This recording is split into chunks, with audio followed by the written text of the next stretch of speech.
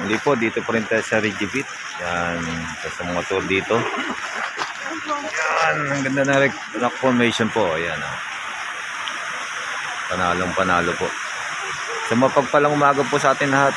Yan, maraming salamat po sa biking na pinagkalooban po tayo ng mga makapag-tour dito sa Regibit. Ang gandang na small falls nila dito. Yan.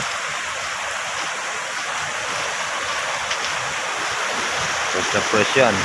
Sabi ng tour guide namin pwede daw yan inumin. Ayan.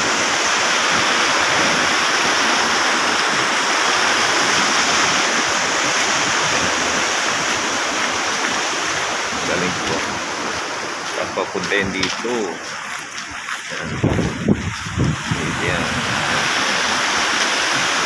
Dati daw ay isang bilya to, isang bayan. Dahil sa movements ng ng earth, nagkahiwalay-hiwalay siya. Okay guys, nandun na po yung guide natin.